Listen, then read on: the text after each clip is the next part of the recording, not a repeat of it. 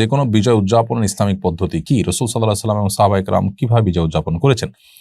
যে কোনো বিজয় যে কোনো আনন্দে একজন ঈমানদার আল্লাহর কাছে কৃতজ্ঞ হবেন, অহংকারী হবেন না। তিনি অহংকার প্রদর্শন না করে বরং সিজদায় লুটিয়ে পড়বেন, সিজদায় শুকর আদায় করবেন। এছাড়া আল্লাহ তাআলা বলেছেন, ইদা জাআ নাসরুল্লাহি ওয়াল ফাতহ, যখন আল্লাহর সাহায্য এবং বিজয় আসবে, ওয়া রাআইতান নাসা ইয়াদখুলুনা ফি দীনিল্লাহি আফওয়াজা, এবং মানুষকে দেখবে দলে দলে আল্লাহর দ্বীনে প্রবেশ করছে, অর্থাৎ বিজয়ের আলামত যখন দেখতে পাবে। ফাসাব্বিহ বিহামদি রাব্বিকা ওয়াস্তাগফিরহু, তখন তাসবিহ মাখা প্রশংসা আল্লাহ তাআলার করবে এবং তার কাছে ক্ষমা প্রার্থনা করবে, অর্থাৎ সুবহানাল্লাহ ওয়া বিহামদিহি পড়বে, আস্তাগফিরুল্লাহ পড়বে। এটি হলো বিজয়ের পর করণীয়।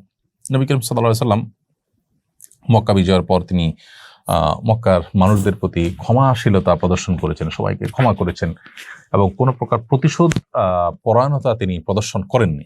ঠিক একইভাবে আমরা আমাদের বিজয়, আমাদের আনন্দের সময়ে প্রতিশোধের স্পৃহা যেন আমাদের মধ্যে জ্বলে না ওঠে, আমরা ক্ষমাশীলতা প্রদর্শন করব এবং সেই সাথে সহনশীলতা, এটি আমাদের মধ্যে থাকবে এবং আমরা চেষ্টা করব আল্লাহ রাব্বুল আলামিনের কৃতজ্ঞতা নিবেদন করব।